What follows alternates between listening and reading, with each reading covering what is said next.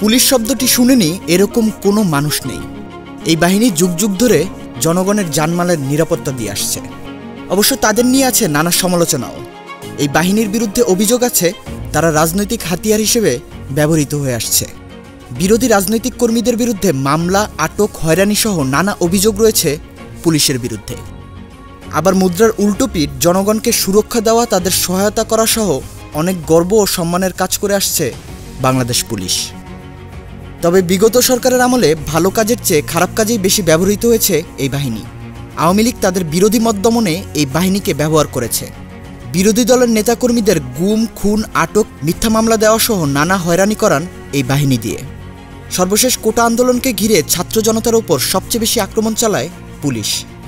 পুরো আন্দোলনকে নস্যাৎ করতে শেখ হাসিনা পুলিশকে গুলি চালানোর নির্দেশও দিয়েছিলেন। পরবর্তীতে ৫ আগস্ট শেখ হাসিনা সরকারের পতনের পর ৭ দিন পুলিশকে প্রকাশ্যে দেখা যায়নি। তাদের মনে যেমন ভয় আতঙ্ক ছিল, তেমনি কাজে ফিরতে বিভিন্ন ধরনের দাবিও উত্থাপন করেন তারা। এরই মধ্যে পোশাক, লোগো পরিবর্তন সহ অন্তর্বর্তী সরকার থেকে নানা আশ্বাস পেয়ে কাজে ফিরে পুলিশ। একসময় বাংলাদেশ পুলিশের পোশাকের রং ছিল খাকি। এই রঙের পোশাকের ইতিহাস ব্রিটিশ আমলের সঙ্গে জড়িত। আমাদের এই অঞ্চল যখন ব্রিটিশ শাসিত ছিল তখনই পুলিশ ব্যবস্থা চালু হয়েছিল। তবে প্রথম দিকে কোনো নির্ধারিত পোশাক ছিল না। কিছু সময় পর তাদের জন্য সাদা পোশাক তৈরি করা হয়।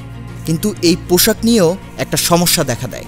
সেটা হলো পুলিশের সাদা ইউনিফর্ম ডিউটি করার সময় খুব তাড়াতাড়ি নোংরা হয়ে যেত। 1847 সালে ব্রিটিশ অফিসার স্যার হ্যারি লুমসডেনের পরামর্শে পুলিশের ইউনিফর্মটি হালকা হলুদ এবং বাদামি রঙে রাঙানো হয়। তারপর চা পাতা পানি ব্যবহার করে সুতির কাপড়ের রং রঞ্জকের মতো তৈরি করে ইউনিফর্মের উপর লাগানো হতো, যার ফলে পোশাকের রং খাকি হয়ে যেত। সেই বছরই পুলিশে খাকি রঙের পোশাক নির্ধারণ করা হয়। মুক্তিযুদ্ধের সময় বাঙালি পুলিশ সদস্যরা খাকি রঙের পোশাক পরে হানাদার বাহিনীর বিরুদ্ধে যুদ্ধ করেছিলেন। অনেকে অবশ্য সাদা পোশাকেও লড়াই করেছেন। দেশ স্বাধীন হওয়ার পর পুলিশের পোশাক খাকি রঙের থেকে যায়। 2004 সালে পুলিশের পোশাকে সবচেয়ে বড় পরিবর্তন আসে। সেই বছর পুলিশের পোশাক পরিবর্তন করে মহানগরগুলোয় হালকা জলপাই রঙের করা হয়। জেলা পুলিশকে দেওয়া হয় গাঢ় নীল রঙের পোশাক। র্যাবের কালো ও এপিবিএনের পোশাক তৈরি করা হয় খাকি রঙের। সর্বশেষ 2009 সালে বেগুনি আর নীল রঙের মিশ্রণে পুলিশের পোশাক নির্ধারণ করা হয়। ছাত্র জনতার অভ্যুত্থানে গত বছরের 5 আগস্ট আওয়ামী লীগ সরকার পতনের পর পুলিশ বাহিনী সংস্কারের দাবি ওঠে। একই সঙ্গে পুলিশের পোশাক পরিবর্তনের দাবি ওঠে। স্বরাষ্ট্র উপদেষ্টা জাহাঙ্গীর আলম চৌধুরী বলেন, সবার মন মানসিকতা পরিবর্তন করা জরুরি।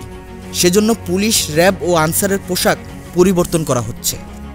অতঃপর 20 জানুয়ারি স্বরাষ্ট্র উপদেষ্টা বর্তমান আইন শৃঙ্খলা বাহিনীর নতুন পোশাক কেমন হবে তা প্রকাশ করলেন।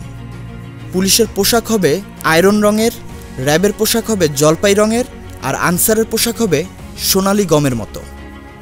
স্বরাষ্ট্র উপদেষ্টা জাহাঙ্গীর আলম চৌধুরী বলেন, ধীরে ধীরে এই পোশাকের পরিবর্তন আনা হবে। পুলিশকে জনবান্ধব করতে হলে বাহিনীটির প্রশিক্ষণেও পরিবর্তন আনতে হবে। Hello Bangla news desk.